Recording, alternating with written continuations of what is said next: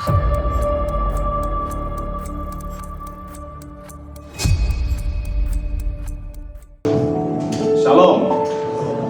Terima kasih untuk tim musik. Kita kasih applause dulu lah. Terang-terang pakai batik semuanya. Saya nggak janjian sama mereka, tapi memang saya paling suka pakai batik. Kalau pakai dasi itu sumuk, apalagi di tengah gini. Saya tertarik dengan status-status saudara pagi hari ini, tapi saya confusing, guys, bingung ya. Real feel 8 derajat, gitu kan. 2 orang itu saya baca. Real feel 9 derajat. Tapi sebagian orang 10 derajat. Saya langsung penasaran, tak bukalah HP-ku. Real feel 13 derajat. Jadi sih bener sopo. Ada yang 8, ada yang 9, ada yang 10, bagian saya 13. Kayaknya memang perlu harus ganti. Oke, hubungannya. Oke, baik.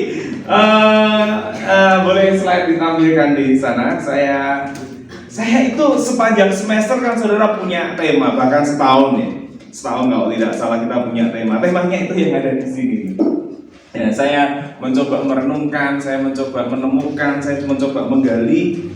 Dan kiranya hari ini saya bisa menyampaikannya kepada kita semua yang sudah hadir pada pagi hari ini. Saya kasih judul Kejarlah Kasih dan Usahakanlah Karunia Allah. Oke, kita lihat Alkitab kita.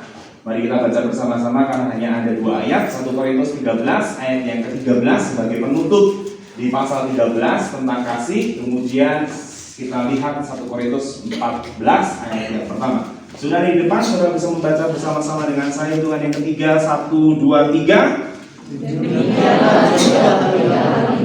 Yaitu iman, harapan, dan kasih. Dan yang paling besar diantaranya ialah kasih. Kejarlah kasih itu dan usahakanlah dirimu memperoleh karunia roh. Cukup sampai di situ sesuai dengan yang tema di sana. Sekalipun itu ada lanjutannya, yaitu karunia bernubuat. Nah, saya tertarik dengan tema besar ini. Seingat saya ada sebagian orang yang sudah membahas, ada sebagian orang yang mungkin juga belum menyinggung tentang hal ini. Tetapi pagi hari ini saya mencoba untuk berbagi dengan saudara tentang tema yang selama ini kita lihat, selama ini menjadi background kita, bahwa kejarlah kasih itu dan usahakanlah dirimu memperoleh karunia-karunia roh. Kenapa saya kemudian mengkaitkan di ayat yang ke-13, di pasal yang ke-13? Karena kalau kita melihat sedikit latar belakangnya, konteks dekat dan konteks jauhnya, maka 1 Korintus 12 itu bicara mengenai karunia-karunia roh. 1 Korintus 14 itu juga bicara mengenai karunia-karunia roh. Dan di 13-nya, di tengah-tengahnya, itu spesifik membahas tentang kasih. Jadi di antara 2 karunia yang dibahas secara mendalam, di pasal 12 dan 14, di tengah-tengahnya ada pasal 13 yang cukup menarik, dan kemudian ditutup di pasal yang ke-13 ayat yang ke-13. Demikianlah tinggal ketiga hal ini, yaitu iman, pengharapan, dan kasih. Dan yang paling besar di antaranya ialah kasih. Kemudian dilanjutkan pasal 14 ayat yang pertama, kejarlah kasih itu dan usahakanlah dirimu memperoleh karunia roh. Saya suka berangkat dari pengertian. Waktu saya membaca tentang kasih, kata yang dipakai di situ adalah kata agape. Kemudian saya memberikan sebuah kesimpulan. Saya pernah diberi kesempatan oleh Roland untuk berbagi tentang kasih ini, dan saya sendiri membuat sebuah kesimpulan, sekalipun mungkin kesimpulan saya salah. Tapi saya menganggap hari itu saya menyimpulkan sesuatu, bahwa dalam dunia Yunani dengan 4 kasih yang kita kenal, eros, philia, storge, dan agape, maka kesimpulan saya yang saya bagikan pada waktu itu di kelompoknya orang-orang Nusa Tenggara Timur, saya memberikan kesimpulan bahwa manusia tidak pernah mungkin memiliki yang namanya agape. Tidak bisa. Dengan kata lain, ketika kita menemukan agape, maka saya memiliki sebuah pengertian. Sebenarnya agape itu ya Allah sendiri. Karena Allah sendiri, bagaimana manusia bisa memberikan sebuah kasih yang walaupun kasih yang bisa, kemudian saya berkata kepada kelompok itu, ketika kita sudah menemukan kasih Allah dalam kehidupan kita, baru kita bisa nanti gitu. Tapi agape, saya mendefinisikan tersendiri bahwa agape itu kasih yang bukan sekedar dinyatakan atau kata sifat, tetapi kasih itu adalah pribadi Allah, yang dimana di situ dikatakan Allah yang adalah kasih di dalam tulisan-tulisannya Yohanes. baik itu Injil Yohanes maupun suratan Yohanes, maka banyak sekali tulisan-tulisan kasih. Dan kemudian saudara kenal ayat yang sangat terkenal di Yohanes pasal 3:16, karena begitu besar kasih Allah akan dunia ini sehingga Dia memberikan anaknya yang tunggal, supaya barang siapa yang percaya kepadanya tidak binasa, melainkan beroleh hidup yang kekal. Sehingga ketika kata kejarlah kasih itu, dan di situ menggunakan kata agape, sebenarnya ayo kita mengenal pengenalan akan Allah secara pribadi dalam kehidupan kita. Semakin kita mengenal Dia, semakin kita mendapatkan kasih-Nya Allah, maka kita akan diberi kemampuan untuk kita bisa mengasihi sesama kita. Lalu yang berikutnya tentang karunia-karunia roh. Karunia-karunia roh yang dipakai adalah pneumatikos. Pneumatikos itu secara literalinya mengatakan itu adalah hal-hal yang supranatural, hal-hal yang rohani, hal-hal yang spektakuler, kalau dibahasakan seperti itu. Nah, kalau dalam dunia timur, maka hal ini sebenarnya menjadi satu prioritas tersendiri. Kayak misalkan di hari-hari tertentu, misalkan beberapa kepercayaan tertentu, mereka ingin mengejar yang namanya hal-hal yang spiritual. Kalau saudara lihat video-video di YouTube, bagaimana seorang Shaolin Master itu bisa berjalan di atas air, itu bukan hal yang mustahil buat mereka, karena mereka bisa melatihnya sedemikian rupa dan bisa. Artinya mereka bisa melakukan itu. Orang Jawa dipukul, dibacok, itu tidak apa-apa, itu bisa bagi beberapa orang tertentu. Di suku-suku tertentu juga begitu. Bahkan hanya berbekal kain atau berbekal apa, itu kan ditembak nggak mati-mati, itu juga ada. Itu pengalaman spiritual. Tapi berbeda dengan yang dimaksudkan tentunya oleh Paulus di sini. Ketika bicara mengenai pneumatikos, maka kita bicara mengenai kemampuan yang berasal daripada Tuhan, bertujuan untuk memperlengkapi satu dengan yang lain. Jadi makanya kejarlah, dan kemudian ada kata usahakanlah memperoleh karunia. Nah, dari dua pengertian itu, maka kemudian saya berangkat kepada pembahasan yang pertama. Kejarlah kasih itu. Ada sebuah paradok yang saya temukan, sesuatu yang seolah-olah berlawanan. Karena ternyata kata kejar yang memiliki yang diambil dari kata dioko atau diko, itu memiliki pengertian yang pertama itu betul-betul menginginkan sesuatu, berlari mencapai tujuan. Tapi di sisi yang lain punya pengertian menganiaya. Di sisi yang lain memiliki pengertian menyakiti. Lalu kemudian saya bandingkan, lah masa Tuhan suruh kita menganiaya orang? Masa Tuhan suruh kita usahakanlah dirimu untuk menganiaya dan lain sebagainya. Saya kayaknya nggak sinkron. Tapi saya kemudian memberikan sebuah kesimpulan. Kesimpulan saya adalah seperti ini: berlari untuk meraih tujuan sampai seperti teraniaya. Diko, kejarlah, capek itu sampai. Kalau bahasa yang sering kita dengar di SGWG, no pain no gain, gitu. Tidak ada penderitaan, tidak ada kesuksesan. Gitu. Jadi kejar sesuatu itu sampai kita rasanya itu menderita, rasanya itu kita teraniaya. Nah, apa yang kita kejar? Kasih. Kejarlah kasih itu. Kenalah Allah itu seolah-olah kita tuh sampai teraniaya dalam kehidupan kita. Kejarlah, dapatkanlah kasih itu sampai seolah-olah kita merasakan sesuatu yang tidak baik dalam kehidupan kita. Sehingga kemudian belajar dari pengalaman Ayub, maka pengenalan akan Allah dapat membuat hidup saudara teraniaya. Halo? Halo? Saudara mau mengenal Allah? Saudara mau dapatkan kasih Allah? Makin teraniaya hidup saudara.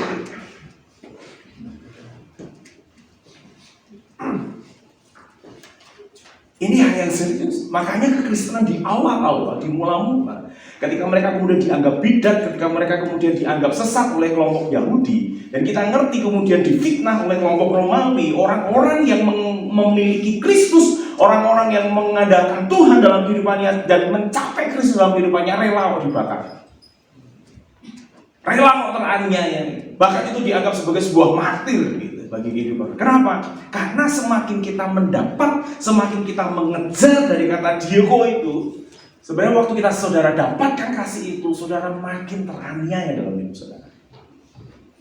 Siapa yang hidup benar? Tantangannya justru besar. Kata Pemazmur 34 ayat yang ke-20. Kemalangan orang benar banyak, Makin hidupmu benar, makin gak suka orang tertentu dalam hidup saudara. Penjilat itu jangan deket-deket. Itu cuma ABS, asal Bapak senang. Itu gak hidup benar, itu munafik. Dan lain sebagainya, dan lain sebagainya. Bisa kita alami ketika kita semakin benar, kita semakin benar, kita semakin benar, kita semakin mengejar, seolah-olah ada teraniaya. Kalau toh sampai kemudian kita tidak mengalami itu, Tuhan yang mempromosikan hidup saudara. Iblis jalan-jalan ditanyain sama Tuhan, dari mana iblis? Keliling dunia nih Tuhan. Kamu lihat enggak hambaku Ayub yang saleh dan benar?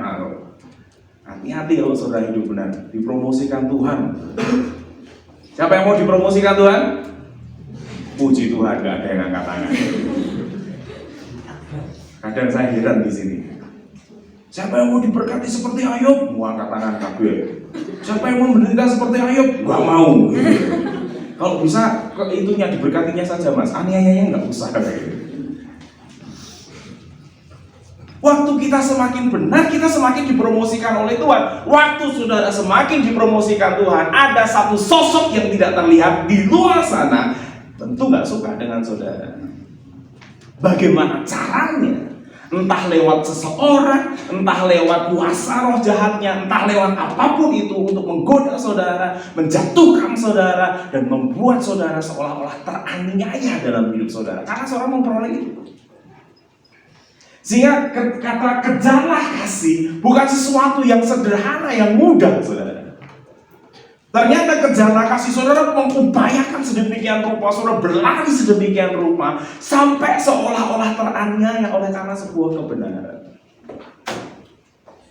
Dan ini tanpa saya bernubuat, tanpa saya berkata-kata, jika dilanjutkan dengan karunia-karunia itu, terutama karunia bernubuat, saya nggak usah bernubuat. Semakin saudara hidup benar, hidup saudara pasti teraniaya. Nggak usah saya nubuatin. Gak usah saya berkata-kata tentang masa depan saudara. Semakin saudara hidup benar, semakin saudara gak kompromi dengan dosa, semakin banyak yang gak suka dengan saudara. Pasti. Karena itu, pengenalan akan Allah dapat membuat hidup saudara teraniaya. Tapi yang luar biasanya, jika saudara mendapatkan agape, kasih Allah itu, maka kita akan mudah mengasihi orang lain.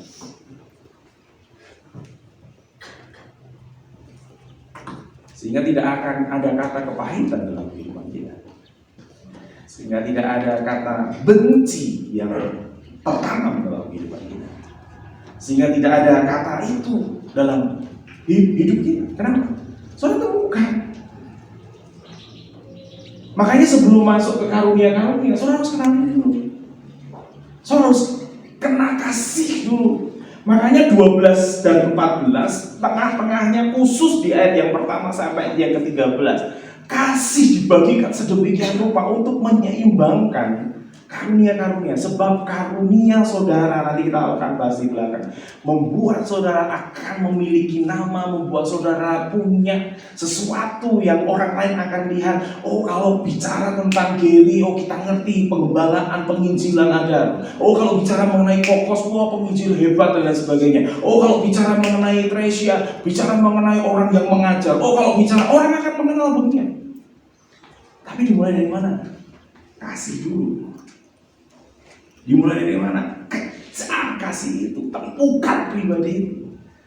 Sebelum saudara menemukannya, saudara akan mudah sekali tersentuh, mudah tersentuh. Saya berharap hati saudara tidak seperti gadget saudara yang cepat sekali disentuh, reaksi. Karunia saudara hebat, tapi ketika disentuh orang saudara bereaksi cepat, kayak saya. Ngeri. Saya harus belajar situ. Dari mana itu? Ketika saudara temukan, kita mendapatkan kasih, saudara pasti mudah mengasihi orang lain. Saya selalu berkata, ciri khas orang yang mengasihi orang lain sekalipun itu kita anggap sebagai musuh, sekalipun sebenarnya tidak ada musuh sesama, saudara bisa menyebut nama orang itu dalam doa saudara. Saudara masih berhasil menyebut nama orang itu dalam doa saudara, saudara pasti tidak kepahitan. Saya yakinkan saudara pasti tidak akan ada kebencian kepada orang itu karena saudara bawa itu di hadapan Tuhan. Sekalipun nggak enak, sekalipun rasanya itu gregetan dan lain sebagainya, tapi kasih agape memampukan saudara untuk saudara tidak benci, tidak mengampuni dan lain sebagainya. Rugi sekali lagi. Mau lulus punya komitmen, pokoknya saya akan kepahitan dengan seseorang sampai mati hidup saya. Oh haleluya. Mau ininya mau diri sudah, tapi saya benci pokoknya, tidak ada pengampunan buat orang ini, tidak akan saya akan lakukan. Buat bagus. Bagus buat orang yang dirasani, nggak bagus buat saudara yang membenci. Nggak bagus. Karena saudara nggak akan pernah bertumbuh. Saya mempercayai itu. Next. Nah, ini hanya Korintus. Saya menemukan di Roma lebih banyak lagi juga. Korintus saya temukan 14 jenis karunia-karunia roh. Yang pertama ada karunia berkata-kata dengan hikmat. Saya harus terus meminta hal ini. Kadang saya tidak berhikmat dalam banyak hal. Tapi saya boleh meminta. Ada karunia-karunia dengan berkata-kata dalam pengetahuan. Saudara baca 1 Korintus pasal 12, saudara temukan ini ayat-ayatnya. Ada dikaruniai berkata-kata dengan pengetahuan. Memang cakap pengetahuannya, pintar, semua informasi dia bisa dapat dan dia bisa jelaskan dengan gamblang kepada orang-orang tertentu. Ada kemudian karunia iman. Wow, ini yang dahsyat luar biasa. Saudara punya ini, dikatakan firman Tuhan, kamu punya biji seperti biji sesawi aja imanmu. Bisa berkata kepada gunung itu pindah dan itu terjadi. Dan yes, itu betul. Dan saya ada di bawah kepemimpinan orang gila yang beriman, dalam tanda kutip. Balai Karangan dibeli dengan jabat tangan. Ini dibangun dengan hanya impian. Nggak masuk akal buat saya, tapi saya ngalamin. Saya ada di dalamnya, sehingga saya mau belajar seperti itu. Karunia iman, karunia apa lagi? Menyembuhkan. Cuma disentuh aja udah ketakutan ya, penyakitnya. Itu luar biasa juga. Karunia mengadakan mujizat, tapi bukan palsu ya. Karena ada mujizat palsu, penggandaan uang. Percaya, ini masukkan 100.000, uangnya miliaran, ternyata tipuan. Kita tidak ada hubungannya dengan itu. Mujizat itu hanya untuk mengenal Allah. Karunia apa? Bernubuat. Lawannya bernubuat. Karunia membedakan berbagai macam-macam roh. Saudara akan dapat pelayanan ini. Ini mana kerasukan dan ini mana bukan kerasukan. Saudara akan tahu itu. Karunia berkata-kata dengan bahasa roh ada, saudara. Jadi berbahasa roh ditekankan nanti di Korintus pasal 14 itu dibahas begitu banyak. Bahasa roh itu baik untuk diri. Kalau untuk orang lain harus diterjemahkan. Maka Paulus menekankan karunia bernubuat. Menafsirkan bahasa roh, ada karunia rasul, ada karunia nabi, ada karunia pengajaran, ada karunia melayani, dan ada karunia memimpin menurut 1 Korintus 12. Masih ada Roma pasal 12, masih ada Galatia, masih ada Efesus. Saudara akan menemukan sekian banyak karunia, sehingga kemudian saya memberikan sebuah kesimpulan bahwa karunia-karunia roh tidak boleh dimiliki semuanya. Nggak boleh, borongan nggak boleh. Saya terpanggil sebagai nabi, mas. Saya yakin saya itu nabi. Saya sudah membuatin banyak orang itu jadi, mas. Saya nabi, mas. Enggak usah diaku-akuin nabimu. Biar orang lain yang mengakui karunia saudara. Saya ini pengajar mulai, mas. Wah hebat saya ini kalau dalam mengajar. Enggak usah diaku-akuin sebagai pengajar. Biar orang lain yang mengakui sebagai pengajar dan lain sebagainya. Nah sekarang kita lihat ini. Nah. Ada dua kata tadi, kerja, dan ada kata usahakanlah. Dasar dari kata slow. Slow itu artinya berusaha dengan giat, berhasrat, dan menginginkan. Slow. Dari 14 yang ada di 1 Korintus 12 saja, saudara bisa menginginkan karunia itu, boleh, tapi jangan semuanya. Yang semuanya itu hanya buah roh, tidak boleh kita pilih. Dari 9 bagian kasih, sukacita, damai sejahtera dan lain sebagainya itu, oh aku pilih damai sejahteranya saja lah. Aku mau jadi orang yang inner peace. Penguasaan diri jangan. Aku belum bisa menguasai diri. Nggak boleh milih kalau buah roh. Kalau ini harus kita pilih. Harus minta yang spesifik, yang jelas, sebab usahakanlah. Slow itu artinya berusaha dengan giat, berhasrat, menginginkannya dengan sungguh-sungguh. Boleh dari 14 ini mana yang saudara mau, sebab dengan salah satu yang saudara punya ini saudara akan dikenal. Muncul nama Gilbert Lumoindong, jangan langsung GR, ada Lumoindong di belakangnya. Maka yang muncul apa? Pengkhotbah praktis. Muncul nama Insinyur Niko, yang muncul apa? Penyanyi, nggak dikenal sebagai pengkhotbah. Penyanyi, pokoknya kalau Insinyur Niko khotbah 15 menit, nyanyinya setengah jam. Lebih banyak nyanyinya. Karena memang karunia di situ. Kita nggak bisa menilai dan membandingkan karunia. Nah, tapi orang akan mengenalkan dengan karunianya itu. Muncul Kak Jirin, apa? Maintenance. Langsung, pokoknya listrik Kak Jirin, nggak mungkin listrik Kak Gonggong nyari ini kan. Marah-marah kali ya. Maintenance yang muncul, kenapa? Ya karunianya, bidangnya. Sekalipun kalau kita nggak bisa. Tapi kenapa kok jadi bisa? Ini slow.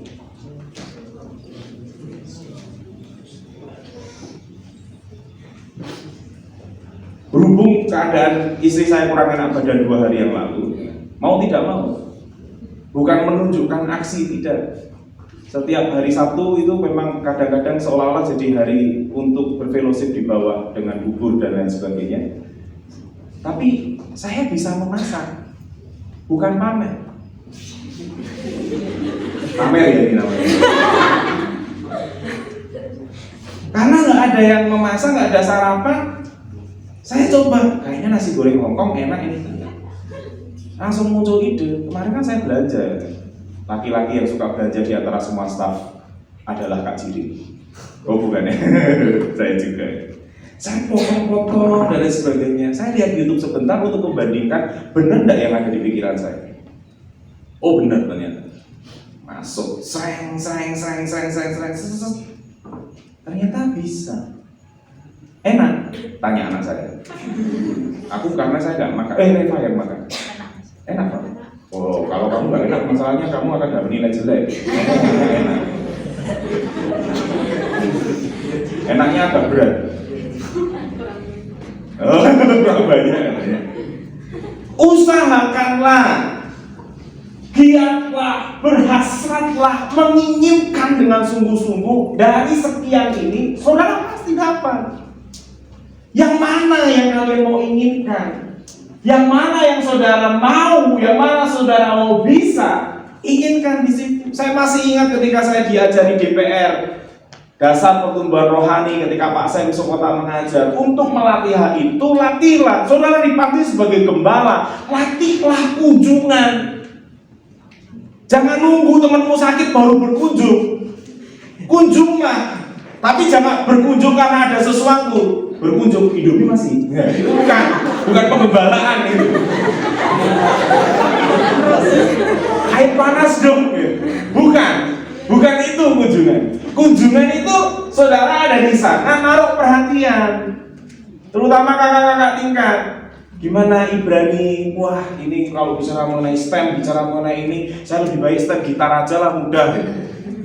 Tidak bisa. Oh gak apa-apa, semuanya itu pasti gak bisa. Pasti kamu bisa. Itu gembalanya. Pengajar, bagaimana melatihnya? Setiap semua informasi yang saudara dapat dari buku, dari internet, dari apa segala macam, saudara tuh nggak tahan untuk cerita. Itu pengajar itu. Sini kita kasih tahu. Wah itu teorinya bagus banget ya. Kayak mempercayai, padahal dia sebenarnya belum tahu apa-apa. Karena dia semangat untuk berbagi. Itu kayak saya di pengalaman di tingkat 3. Kalian tahu Yohanes Leimena? Wah saya semangat. Kalian ketika bicara mengenai Yohanes Lemina, kalian harus tahu sebuah istilah yang ada di bangsa kita, namanya puskesmas. Baru tahu juga kan? Puskesmas itu cikal bakalnya oleh seorang Kristen pendirinya, namanya Yohanes Lemina. Lalu saya berkata kepada mereka, apakah kalian baru pertama kali tahu ini? Iya, sama. Sebab saya baru baca. Dan itu hebat. Itu luar biasa. Ketika bicara mengenai Yohanes Latu Harhari, saya bicara sama mereka, kalau nggak ada orang ini, kita sudah jadi Pancasila kita sudah menjadi piagam Jakarta tanggal 22. Yohanes Lemina begini, Yohanes Latu Harhari berkata begini, kalau sila yang pertama adalah ketuhanan yang Maha Esa dan ditambahi menjalankan syariat Islam bagi pemeluknya, Indonesia Timur semuanya pisah. Kami nggak mau merdeka. Itu ada satu orang yang berjuang di sana. Sama saya berkata sama mereka, baru tahu? Iya, sama. Karena saya punya semangat untuk menularkan pengetahuan. Itu berarti ciri khas pengajar. Yang mana lagi? Layani. Karunia melayani. Wah, bayar ini. Mau enggak? Bajumu tak cuciin. Tapi 10.000 ya. Oh, itu tak melayani. Itu jasa. Itu menjual jasa.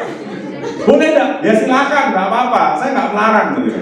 Cuma kalau mau melayani itu ya benar-benar melayani, ngambilin makan, nemenin orang, saking semangatnya melayani ya, nemenin orang aja harus 2 orang ya sebagainya.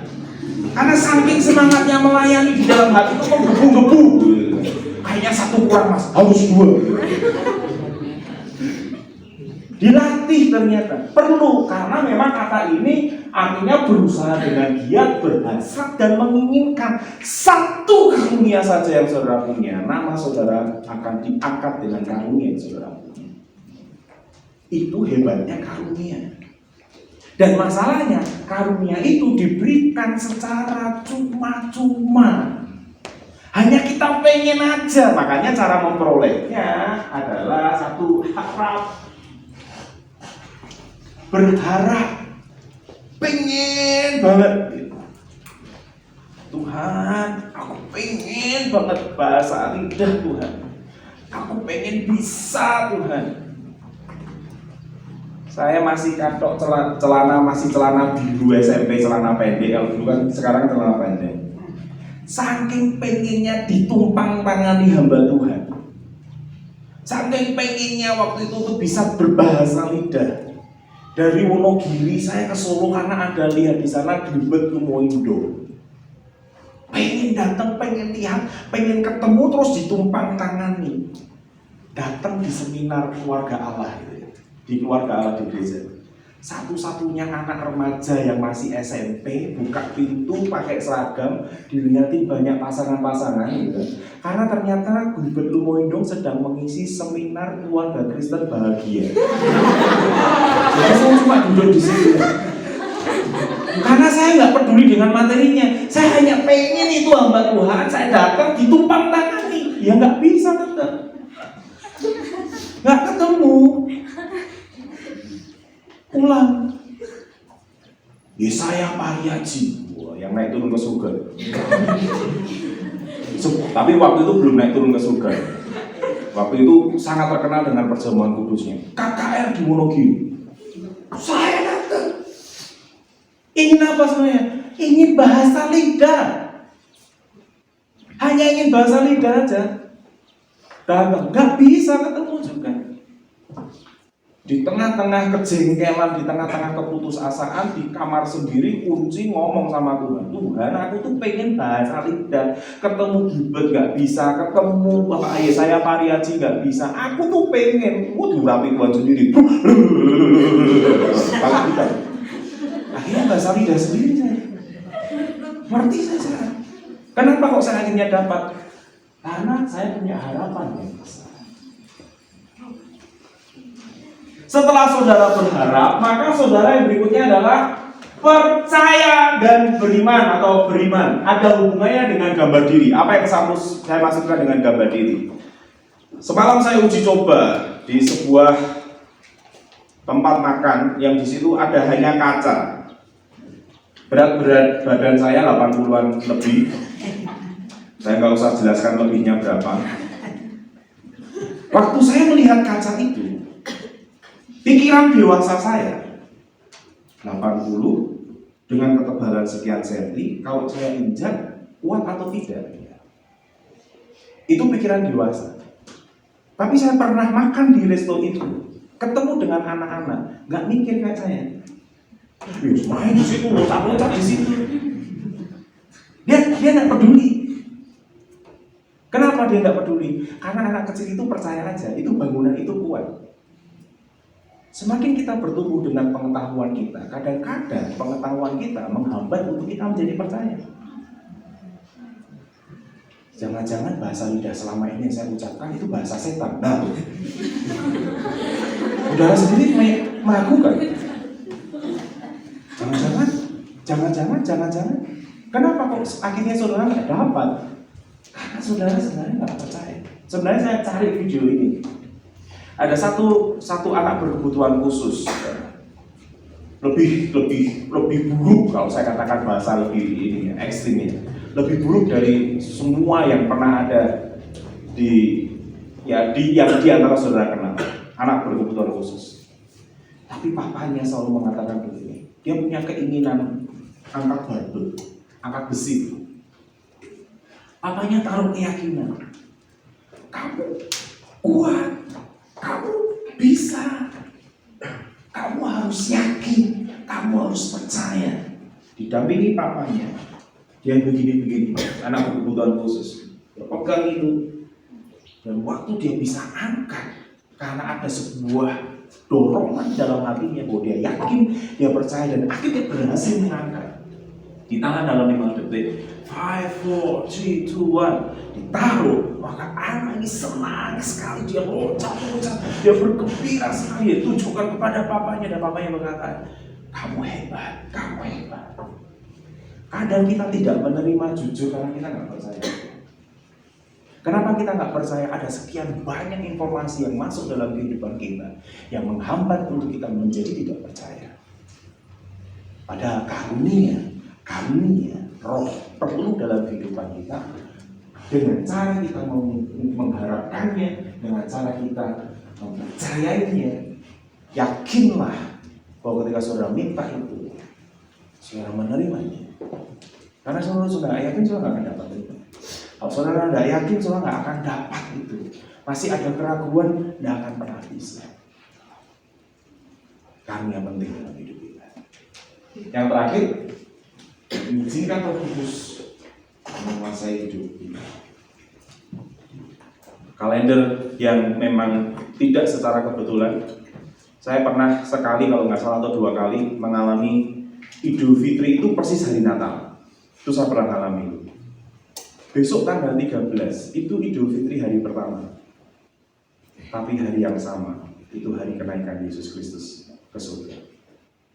Cek tanggal kalender saudara. Tanggal 13 itu besok, makanya ada acara apa itu? Ada dibikin acara sama kalian. Jadi tanggal 12 itu Idul Fitri hari pertama, tapi kenaikan Isa Al-Masih. Dan saudara harus mengingat dan saudara harus tahu setelah dia naik 10 hari berikutnya, genap 50 hari setelah kebangkitannya, apa yang diberikan? Roh Kudus ya saudara. Roh Kudus yang bekerja di hari ini. Roh Kudus yang bekerja dalam hidup saudara. Kalau saudara tidak mau dipimpin, kalau saudara tidak mau mengizinkan Roh Kudus menguasai hidup saudara, karunia tidak akan bekerja maksimal dalam hidup saudara. Karunia tidak akan bekerja efektif dalam hidup saudara. Semua kita harus mengusahakan karunia. Usahakanlah dirimu memperoleh karunia. Saya tutup dengan fungsi karunia.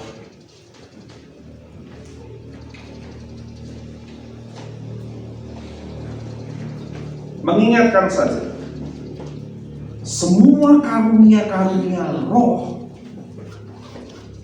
dengan segala macam jenisnya di Roma 12, dalam Efesus pasal 4, di 1 Korintus pasal 12. Maka yang pertama adalah memperlengkapi dan memperkuat orang yang percaya.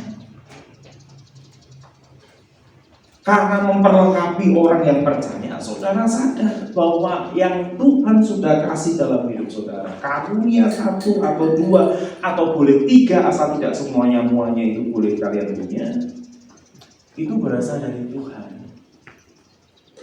Karena itu berasal daripada Tuhan, ayo gunakan saling memperlengkapi, saling menguatkan. Saya dengan Mbak Weti langit bumi beda. Orang konseling sama Mbak Weti bisa berjam-jam, jangan dengan saya. Saya bisa tinggal-tinggal itu. Karena memang saya nggak bisa dengerin orang. Mbak Weti bisa cakep banget. Kamu ngapain toh ya? Jam 7 malam sampai jam 12 malam. Ini loh, layani 1 orang. Hanya 1 orang, jam 7 sampai 12 malam dia bisa layani. Aku, sorry. Nggak bisa. Apalagi kalau sudah kena penyakit ngantuk, aduh.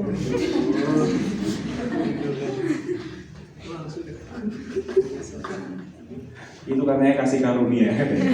Enggak juga ya sebenarnya. Saya mencoba melawannya, tapi nggak bisa-bisa juga.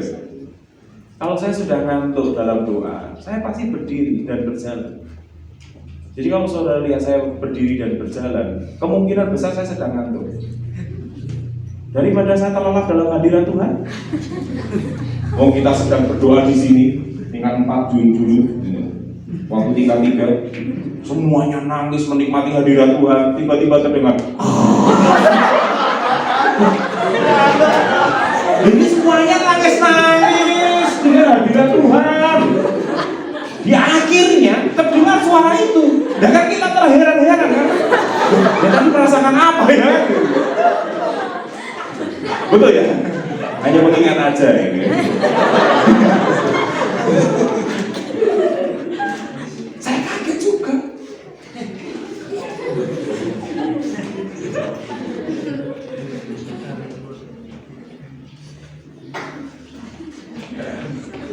Memperlengkapi dan memperkuat orang-orang percaya. Kuatkan mereka.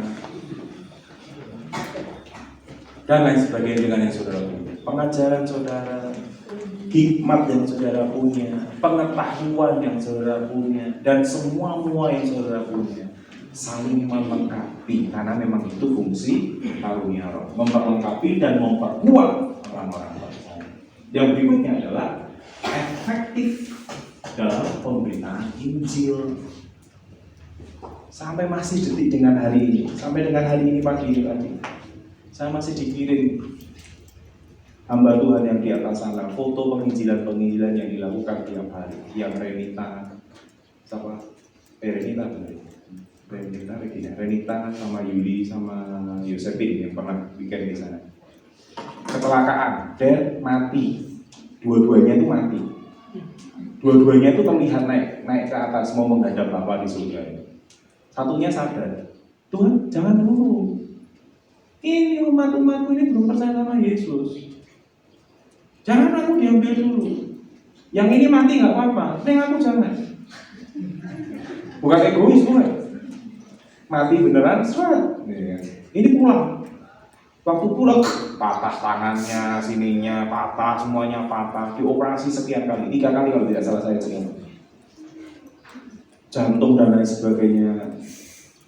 Tapi sejak dia dihidupkan lagi, sejak dia minta itu sendiri, sampai dengan hari ini saya dikirimi video-video dia menginjili Tuhan dan sangat efektif dalam penginjilan.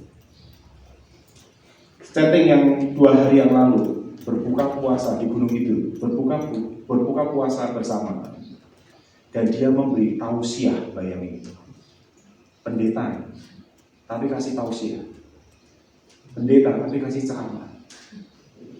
Orang yang kemarin aja satu dari seberang hanya di belakangnya salib kasih tausiah, bukan tausiah, kasih puisi. Kamu di sana pegang salib, dan aku di sini pegang tasbih, rame kok di media sosial. Ini kan, ini kasih benar-benar. Dan sekian banyak orang bertobat. Wah, kenapa saya yakin memang karunianya menginjil.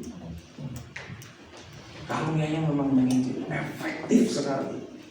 Sampai dengan pagi hari ini tadi dia kasih foto, dia ketemu dengan bapak petani di sana dan dia tidak lanjuti nanti sore dia akan ketemu untuk memberitakan Injil. Saya pikir itu luar biasa. Loh kok bisa?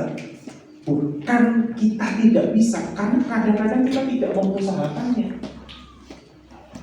Kita nggak berusaha giat memperolehnya.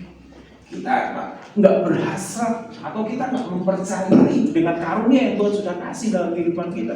Kita masih meragukan diri kita sendiri. Iya, jangan-jangan, padahal Tuhan sudah kasih dalam kehidupan kita. Dengan kita mengembangkannya, dengan kita mengefektifkannya secara bagus. Yang terakhir, ini yang menjadi jebakan dari sisi karunia. Jebakannya adalah semakin kita punya karunia, semakin ujiannya adalah kesombongan. Karunia apa aja? Karunia iman, karunia mujizat, karunia mengajar, karunia jawaban rasul, nabi dan sebagainya. Di puncak tertentu kita bisa menjadi sombong, sangat bisa. Makanya kita perlu menyadari bahwa semua karunia yang memberikan pengertian, pemberian berasal daripada Allah, maka semakin mendorong kita semakin rendah hati karena semua berasal dari Tuhan. Bukan karena gagah dan kuat, bukan karena ketampananmu, bukan karena fasilitasmu, bukan karena kecakapanmu, bukan karena semua hanya berasal daripada Tuhan. Tetap perlu usahakan bergiat memperoleh salah satu kasih karunia dengan tidak melupakan kejarlah kasih itu pribadi itu. Saudara semakin bertumbuh di dalam Tuhan, semakin saudara efektif. Sudah bukan waktunya hanya memikirkan persoalan-persoalan diri kita sendiri, tapi ini sudah saat tiba kita memikirkan orang-orang di luar sana. Ini saatnya kita mulai berpikir bukan hanya tentang persoalannya kita, bukan hanya tentang masalah yang sedang kita hadapi. Itu mungkin harus kita lakukan, tapi ada orang di luar sana. Makanya saya setuju dengan satu statement dari seorang keturunan India, kakinya lumpuh di kursi roda, dan dia berkata, jika kamu bekerja, kamu memperoleh duit, dan kemudian kamu memperkaya dirimu sendiri, itu bukan kehidupan, katanya dia. Kalau kamu pergi keluar dan kamu mulai memperhatikan orang-orang yang membutuhkan kamu, baru itu namanya hidup. Saya setuju dengan pernyataan orang itu. Ketika kita hanya bekerja untuk diri, kita tidak akan hidup. Itu bukan kehidupan. Tapi ketika kita pergi keluar, kita mulai memikirkan orang-orang di luar sana, dan kita mulai menolong mereka, itu sebuah kehidupan. Saya sampai dengan hari ini, saya harus berkata dalam hati saya sendiri, tapi saya hari ini mengungkapkan dengan saudara, saya terkagum-kagum dengan seorang anak lulusan dari sini yang saya anggap dulu puas, nggak bisa diatur, nggak bisa di ini dan sebagainya. Orang Ambon, pacarnya Karen sama Mika, angkatanmu bukan? Ini anak tunggal, orang tuanya boleh dikatakan mampu kaya raya, tapi cek di Facebooknya, cek di pelayanannya, itu membuat saya gila sampai dengan hari ini. Ini orang gila. Dia melayani orang-orang pedalaman di Kalimantan sana yang nggak ada jalan, dia bisa buat jalan, bisa. Hanya untuk ngajarin 1 tambah 1 sama dengan 2, hanya itu. Hanya untuk merangkul mereka dan kemudian mengatakan bahwa B apa, K apa, kasih kapak, bapak, hanya untuk itu. Cuma ngajarin gitu aja. Aku mereka, kasih mereka mainan. Dan itu bagi saya, dulu di sini kacau, troublemaker, tapi hatinya luar biasa. Saya masih terkagum, saya belum tentu bisa. Oh, saya dirinya suruh jalan aja, lihat ular aja saya lari duluan. Ular! Padahal ularnya nggak ganas. Nggak apa-apa ini mas, ini luar biasa. Ya kamu luar biasa, aku tetap semua ular jelek. Ular itu bisa. Bisa. Apapun kejarlah, usahakanlah karunia, maka pelayanan saudara pasti lain. tinggalkan semua persoalan pribadi kita, fokus kepada orang di luar sana. Semua saudara sampai dengan hari ini, ketika saudara masih bisa makan 3 kali sehari dalam 1 hari, saudara masuk bagian orang terkaya 3/4 dunia. Karena 1/4-nya nggak bisa ngalami hidup seperti saudara. Serius. Saudara nggak punya duit sama sekali, tapi masih bisa makan. Saudara itu masuk bagian 3/4 orang terkaya di seluruh dunia. Karena 1/4 bagiannya tidak hidup seperti saudara. Terutama mereka di daerah-daerah perang nggak bisa menikmati hidup seperti saudara. Tegang dan lain sebagainya. Sehingga kesimpulan saya pemain musik boleh masuk ke depan. Kejarlah, Diogo, lari, dapatkan pribadinya. Saudara dapatkan pribadinya, saudara temukan Allah itu sendiri, maka saudara akan memperoleh karunia Roh.